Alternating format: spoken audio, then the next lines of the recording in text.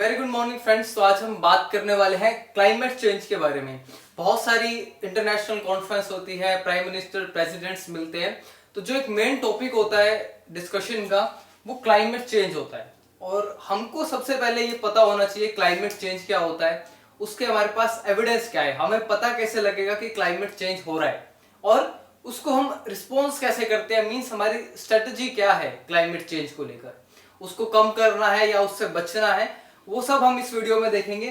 सबसे पहले climate change की बात करते हैं। तो यहाँ पर एक क्वेश्चन शायद किसी के माइंड में आया होगा, यहाँ पर हम वर्ड क्लाइमेट ले रहे हैं लेकिन हमने वर्ड वेदर नहीं लिया है।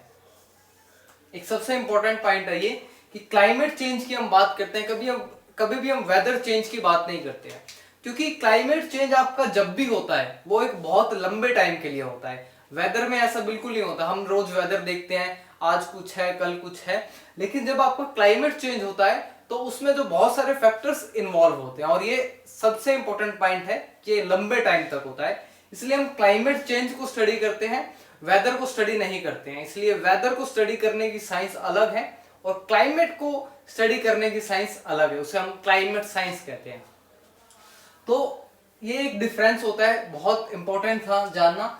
तो अब क्लाइमेट चेंज होता कैसे है, कि क्लाइमेट चेंज हम कहेंगे कैसे, जब हम जो आपका क्लाइमेट चेंज हो रहा है उसको आइडेंटिफाई कर पाएंगे, उसको डिटरमाइंड कर पाएंगे, उसको हम क्लाइमेट चेंज कहेंगे। अब डिटरमाइंड करेंगे कैसे, कुछ प्रॉपर्टीज होती हैं जिससे हम डिटरमाइंड करते हैं। जैसे हम पोल्यूशन को डिटरमाइंड करते हैं कि फिजिकल, केमिकल या बायोलॉजिकल प्रॉपर्टी में चेंज आ गया, एयर हुआ तो एयर में चेंज आ गया, वाटर हुआ तो वाटर में चेंज आ गया। इसी तरह से क्लाइमेट की कुछ प्रॉपर्टीज होती हैं जिन्हें हम देख के बता देते हैं या स्टडी करके बता देते हैं कि हाँ क्लाइमेट चेंज हुआ है और इतने लंबे टाइम से है और इतने लंबे टाइम तक होता रहेगा। तो change in state of climate that can be identified और determined by the pressure, temperature and the और आपका जो है मॉइस्चर। कई बार मॉइस्चर की जगह आपको रिलेटिव ह्यूमिडिटी भी मिलता है, लेकिन टेम्परेचर, प्रेशर और मॉइस्चर ये तीन ऐसे जो आपकी प्रॉपर्टीज हैं जिनसे हम क्लाइमेट स्टडी को पढ़ते हैं। सबसे इंपॉर्टेंट जो है टेम्परेचर है, क्योंकि टेम्परेचर की वजह से दूसरे फैक्टर्स ऑटोमेटिकली अफेक्टेड होते हैं। प्रेशर बढ़ता है क्योंकि वाटर इवेपोरेट होता है, तो प्रेशर जो है वो ऑटोमेटिकली आपका टेम्परेचर पे डिपेंड है। मॉइस्चर भी, कि आपका इवेपोरेशन हो रहा है तो आपका रिलेटिव ह्यूमिडिटी बढ़ती जाएगी। तो ये आपका दोनों ही चीजें आपकी टेम्परेचर पर डिपेंडेंट है, डायरेक्टली इनडायरेक्टली दोनों हम कह सकते हैं। अब climate change persist for a longer time, ये हम पहले ही डिस्कस कर चुके हैं कि यहाँ पर क्लाइमेट क्यों आया है। तो ये आपका क्लाइमेट चेंज होता है कि टेम्परेचर, प्रेशर और मॉइस्चर में एक बहुत लंबे टाइम तक चेंज हो जाए। अब आप देखेंगे पहले टेम्परेचर 40 डिग्री तक जाता था समर्स में, अब 45 तक, 46 तक, 47 तक जाने लगा है। तो टेम्परेचर राइज होता जा रहा है ईयर टू ईयर, हम देखते हैं साल से साल टेम्परेचर बढ़ता जा रहा है। वो आपका क्लाइमेट चेंज की वजह से। फैक्टर्स बहुत सारे हैं, लेकिन जो एक मेन फैक्टर होता है वो ग्रीन हाउस गैसेज होता है जो आपका क्लाइमेट चेंज के लिए रिस्पॉन्सिबल है। अब एविडेंस क्या है हमारे पास, हमने मान लिया कि ये चेंज हो रहा है, इस चीज को हमने स्टडी कर लिया। अब कुछ अफेक्ट आ रहे होंगे क्लाइमेट चेंज होने से। सबसे पहले ग्लोबल टेम्परेचर राइज, जो आपका टेम्परेचर है वो 1.4 फ़ारेनहाइट या मैं कहूं 0.8 डिग्री सेल्सियस से राइज कर रहा है। जो एवरेज है ये 0.8 डिग्री सेल्सियस, इससे राइज कर रहा है। आपका जो सरफेस टेम्परेचर है 0.8 डिग्री सेल्सियस, इसलिए आप देखते हैं कि हर साल गर्मी बढ़ती ही जाती है। इतने साल का रिकॉर्ड टूटा, इतने साल का रिकॉर्ड टूटा, वो सब इसी वजह से हो रहा है कि आपका जो सरफेस टेम्परेचर राइज हो रहा है वो 0.8 डिग्री सेल्सियस के हिसाब से देखे तो वो बढ़ता ही जा रहा है एवरेज, तो टेम्परेचर इसलिए बढ़ रहा है। अब यहाँ पर आप टेम्परेचर की वजह से देखिए कि जो दूसरे इफेक्ट्स आ रहे थे प्रेशर और मॉइस्चर का, वो कैसे अफेक्ट हो रहे हैं। तो राइज ऑफ सी लेवल, क्योंकि आपके डिफरेंट ग्लेशियर्स हैं वो पिघलते जाएंगे तो सी लेवल बढ़ता जाएगा। यहाँ पर एक और चीज भी है सी लेवल बढ़ने का रीजन, वाटर। अगर आपको पता है कि बारिश होने की जो वाटर साइकिल हम पूरा कहते हैं कि पानी इवेपोरेट होता है, क्लाउड बनता है, फिर आपका सी ओशंस में आगे गिरता है, तो यही चीज है कि टेम्परेचर बढ़ रहा है तो इवेपोरेशन ज्यादा होगा, बारिश ज्यादा होगी और बारिश का पानी ऑलमोस्ट जो है आपका समुद्र में ही आके गिरता है, तो ऑटोमेटिकली आपका जो सी लेवल है वो बढ़ जाएगा। तो ये एक रीजन होता है कि आपका वाटर साइकिल में जो है आपका रेन जो है एक बहुत इंपॉर्टेंट पैरामीटर जो है वो है यहाँ पर राइज ऑफ सी लेवल में। Next, shrinking of ice sheets, जो हम बात करते हैं ग्लेशियर्स की, ग्रीनलैंड जो है आपका, अंटार्कटिक आइस, यहाँ पर नाम सिर्फ ग्रीनलैंड है, ग्रीन कुछ नहीं है, यहाँ पर सिर्फ आपका आइस है। तो ये आपका ग्रीनलैंड, अंटार्कटिक सी, ये आपका 150 से 200 किलोमीटर पर क्यूब जो है आपका ये डिक्रीज हो रहा है, जो आपका अंटार्कटिक आइस है और जो है ग्रीनलैंड है। तो ये एक इंपॉर्टेंट पैरामीटर है कि ग्रीनलैंड और अंटार्कटिक आइस, इससे भी जो है आपका सी लेवल राइज हो रहा है। Next, ocean acidification.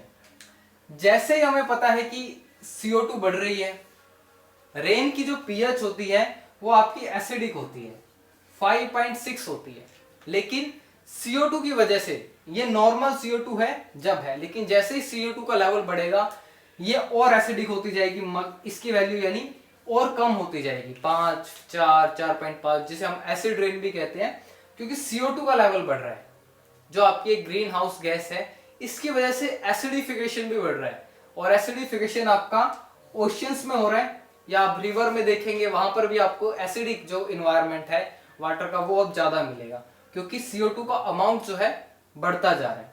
तो यहाँ पर ये नॉर्मल pH होती है 5.6। ये आपसे बहुत सारे एग्जाम्स में पूछा जाता है कि रेन की pH एसिडिक क्यों है, तो वो आपकी CO2 की वजह से है, जो आपका कार्बोनिक एसिड बना देती है, H2O के साथ रिएक्ट करके H2CO3 बन जाता है, जो आपका एसिड होता है, उसकी वजह से है।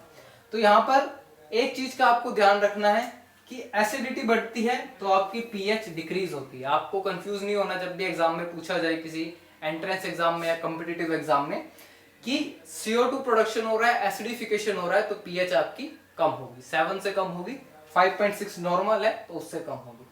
और डिक्लाइन अंटार्कटिक सी आइस, ये बहुत सारे आप न्यूज चैनल्स में देखते होंगे कि अंटार्कटिक सी ये आइस पिघलती जा रही है, इतना कम होता जा रहा है, तो ये आपका मेन है। अब बात कर लेते हैं रिस्पॉन्स की या स्ट्रेटेजी की। जब भी कोई प्रॉब्लम आती है हम दो तरीके से उसको डील करते हैं। पहली, या तो उस प्रॉब्लम को कम करने की कोशिश करते हैं, दूसरा, या उस प्रॉब्लम को अपने साथ लेकर अपनी लाइफ को उसके साथ चलाने की कोशिश करते हैं, यानी उसको एज एन प्रॉब्लम हम साथ मान लेते हैं कि ये हमारे साथ चलेगी। तो यही चीज है। तो जैसे अब कोरोना क्राइसिस है, अगर हम देखें हमारे पास दो ही ऑप्शन है, पहला या तो उसे रिड्यूस करें, या दूसरा हम अडेप्ट कर लें कि अब ये हमारे साथ रहेगा, हमें मास्क, सैनिटाइजर, सोशल डिस्टेंसिंग का जो है हमेशा ही यूज अपने यानी लाइफस्टाइल में लाना होगा, तो हम उससे अडेप्ट हो जाएंगे। उस आपका जो एक पैटर्न बन जाएगा कि आप घर से बाहर जाएंगे तो मास्क डाल के जाएंगे, सैनिटाइजर जेब में होगा, सोशल डिस्टेंसिंग होगी, तो हम अडेप्ट कर लेंगे उसे। दूसरा, हम उसे रिड्यूस कर दें। तो ये दो आपके कोई भी चीज को, कोई भी प्रॉब्लम के लिए स्ट्रेटेजी सिंपल हो सकती है, और इससे आप देखेंगे दोनों ही फॉलो हो रही हैं। तो रिस्पॉन्स की जब हम बात करते हैं, स्ट्रेटेजी की भी हम बात करते हैं, तो मिटिगेशन जो वर्ड है एग्जैक्ट वो होता है रिड्यूस करना, कम करना। कई बार पेन होता है तो पेन मिटिगेशन कह देते हैं, यानी पेन को कम करना। तो यहाँ पर इस जो है, यहाँ पर आपका क्या होगा कि क्लाइमेट चेंज को किस तरह कम किया जा सकता है। और मैंने आपको बताया कि मेन जो फैक्टर है क्लाइमेट चेंज का वो आपका ग्रीन हाउस गैसेस है। अगर हम ग्रीन हाउस गैसेस को कम कर लें तो हमारा क्लाइमेट चेंज जो है, ये एवरेज टेम्परेचर जो राइज हो रहा है 0.8 डिग्री सेल्सियस, ये कम हो जाएगा। तो ये एक हमारा एक, मैं कहूंगा एक यानी डिफेंसिव स्ट्रेटेजी नहीं है, अटैकिंग स्ट्रेटेजी है। ये हमारी डिफेंसिव स्ट्रेटेजी हो सकती है जब हमारे पास कोई ऑप्शन नहीं है। तो reduce climate change, decrease green house gas production, और प्रोडक्शन को रोकने के लिए जो सोर्स है, जो इंडस्ट्री है, वहां पर मेन जो है हमें प्रिवेंशन करना पड़ेगा कि वहां पर यूज ना हो। तो reducing the source of green house gas, तो ये आपका एक रिड्यूसिंग था, मिटिगेशन था, कम कैसे कर सकते हैं।